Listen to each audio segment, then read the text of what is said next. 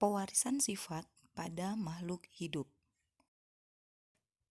Jika kita perhatikan, kita bisa melihat ada perbedaan warna bola mata, warna kulit, jenis rambut, bentuk hidung, atau perbedaan lain. Kenapa bisa berbeda? Ternyata perbedaan tersebut dikontrol oleh gen yang diwariskan kedua orang tua. Tahukah kamu apa itu gen? Di mana letak gen? Dan bagaimana pewarisan gen dari orang tua kepada keturunannya? Yuk, kita belajar bersama. Pada video kali ini, kita akan belajar tentang materi genetik, struktur DNA dan RNA, dan peranan materi genetik dalam pewarisan sifat. Materi genetik memegang peranan penting dalam proses pewarisan sifat. Ayah akan mewariskan sifat melalui sel sperma, dan ibu akan mewariskan sifat melalui sel telur. Materi genetik dari sel sperma dan sel telur akan bergabung melalui proses fertilisasi. Oleh karena penggabungan tersebut, kita memiliki ciri mirip ayah dan mirip ibu. Molekul yang berperan sebagai materi genetik adalah asam nukleat. Dua macam asam nukleat, yaitu yang pertama DNA dan yang kedua RNA. Pada suatu untai DNA terdapat unit yang mempengaruhi sifat atau yang menentukan ciri setiap makhluk hidup yang disebut gen. Tahukah di mana DNA berada? Silakan cermati gambar dengan baik. Gambar paling kiri adalah gambar organisme. Kita ambil bagiannya, yaitu organnya kulit. Di dalam kulit itu terdapat jaringan, dan di dalam jaringan kulit itu terdapat sel. Dalam sel terdapat inti sel. Nah, di dalam inti sel terdapat kromosom. Kromosom merupakan rangkaian dari benang-benang kromatin.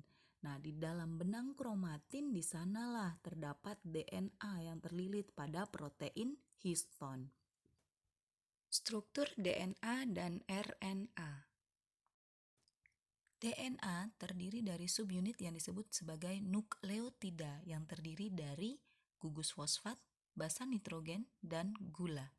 RNA pun memiliki struktur yang sama, yaitu terdiri dari unit nukleotida yang terdiri dari basa nitrogen, fosfat, dan gula.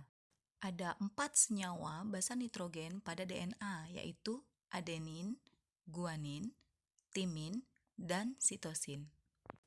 Adenin selalu berpasangan dengan timin, sedangkan guanin selalu berpasangan dengan sitosin.